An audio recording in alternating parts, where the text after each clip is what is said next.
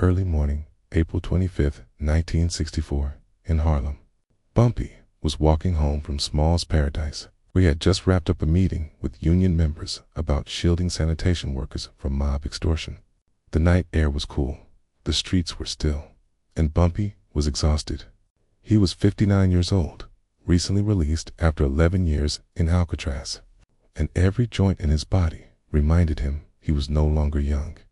Then he heard a woman's voice, heavy with sorrow, echoing off the brownstones on 135th Street.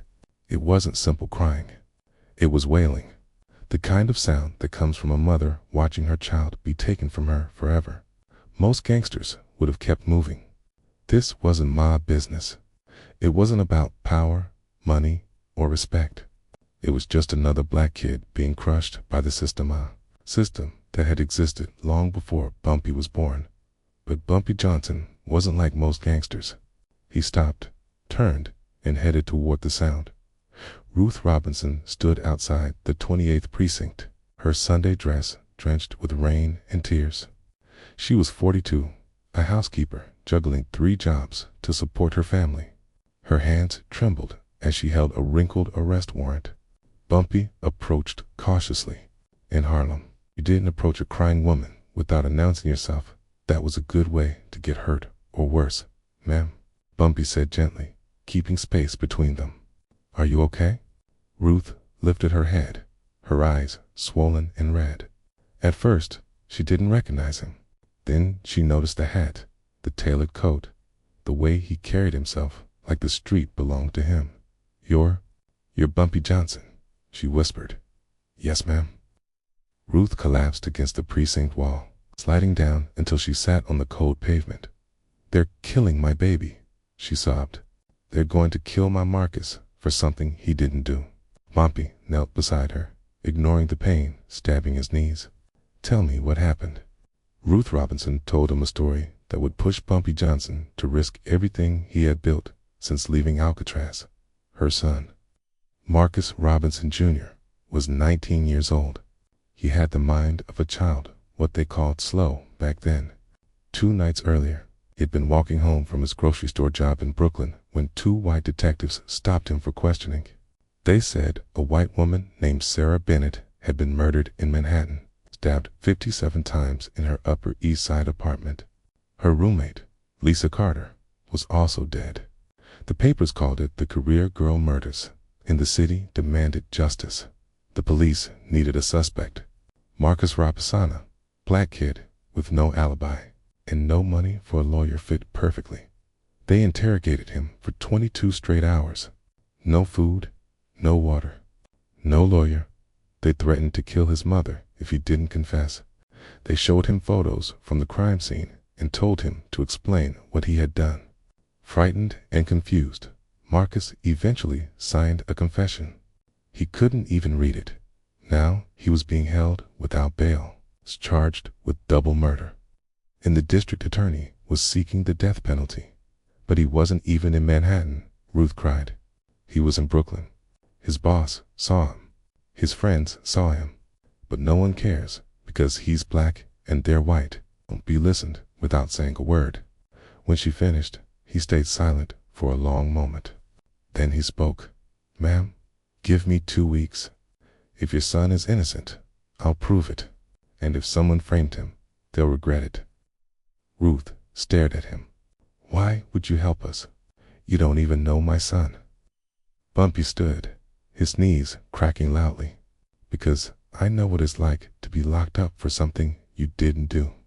I spent 11 years in Alcatraz. Half the men in there were innocent. The only difference between them and your boy is that no one with power cared enough to help." Key pulled out a crisp $100 bill and placed it in Ruth's hand. "Go home, get some rest. I'll contact you. But how? I have my ways." And with that, Bumpy Johnson vanished into the Harlem night. What Ruth Robinson didn't know, what no one knew, was that Bumpy had just made a promise that would put him on a collision course with the NYPD, the Genovese crime family, and the entire Manhattan District Attorney's office. That was exactly how Bumpy preferred it. The next morning, Bumpy called a meeting in the back room of a soul food spot on Lenox Avenue, the place where he held court. He summoned 3 people. Frank Lucas, his young protege. Frank was 34, driven, eager to prove himself. He would handle the legwork. Nat Pettigrew, a former cop, pushed off the force for refusing bribes. Nat understood how the NYPD operated from the inside. And Madame Stephanie St. Clair, the legendary numbers queen. Stephanie was in her 70s now, but her reach was still vast. Judges, lawyers, reporters. If you needed information in Harlem, you went to Queenie. Bumpy laid it out plainly. Marcus Robinson didn't kill those women, but someone wanted the world to believe he did. I need to know why. Frank spoke first. Boss, with respect, why do we care? This ain't our problem. Bumpy's eyes hardened. Frank, when a black kid gets framed for a crime he didn't commit, it becomes our problem. Today, it's Marcus Robinson. Tomorrow, it's you, or me, or any one of us. The system doesn't care about guilt. It just needs a name. Frank nodded. Corrected. Stephanie leaned in. What do you need, Bumpy? 3 things. First, who actually killed those women? Second, which cops are helping bury it? Third, proof that Marcus Robinson was nowhere near Manhattan that day. Okay. Nat let out a low whistle. That's a heavy lift. NYPD's already closed the case. They won't reopen it just because we ask. Then we won't ask, Bumpy said. Frank Lucas started at the crime scene. He couldn't get inside. The apartment was sealed, but he talked to the doorman, the neighbors, the mailman, anyone who had been in the building the day Sarah Bennett and Lisa Carter were killed. And he found something that mattered. The doorman, a Polish immigrant named Anton Kowalski, remembered seeing a white man leaving the building around the time of the murders. The man was covered in blood. He wore an expensive suit. He climbed into a black Cadillac and drove off. Did you tell the police? Frank asked.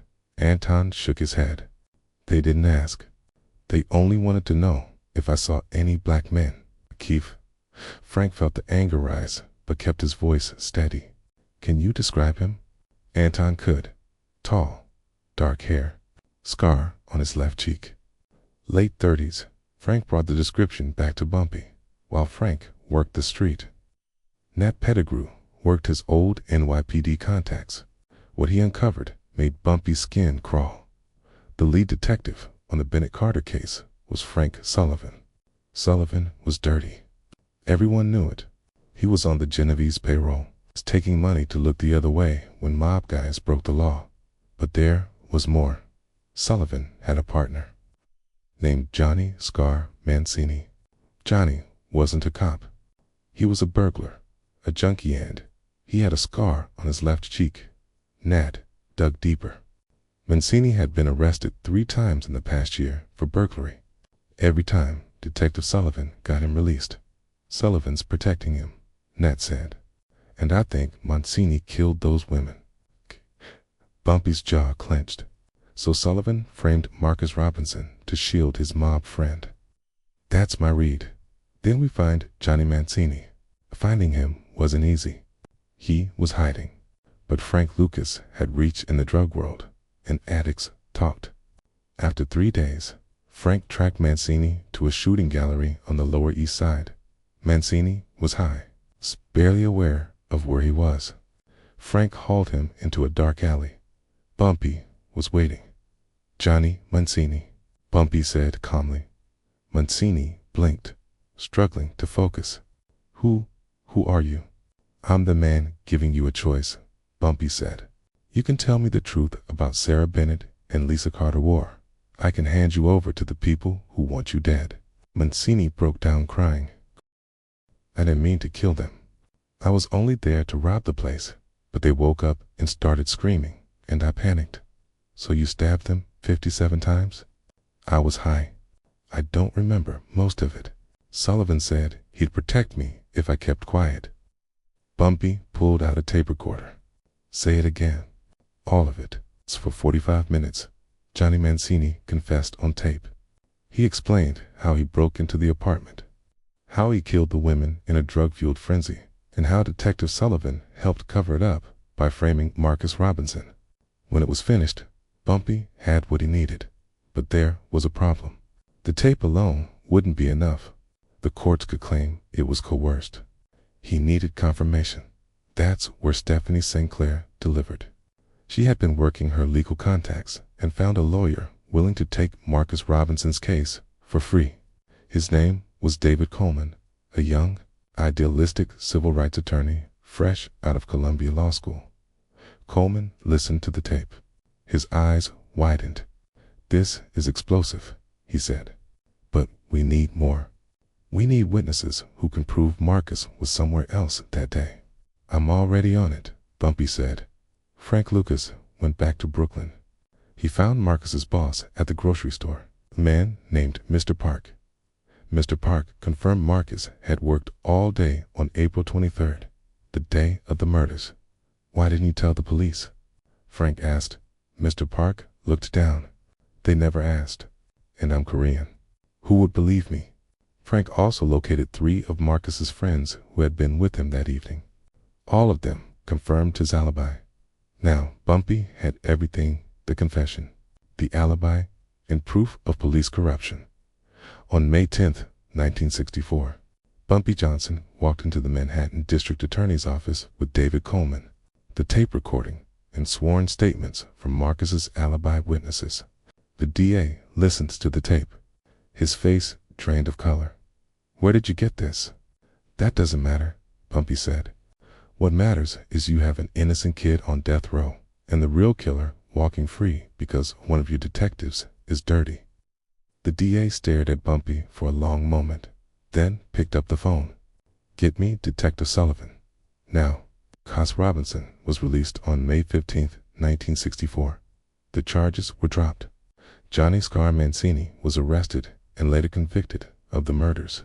Detective Frank Sullivan was never charged.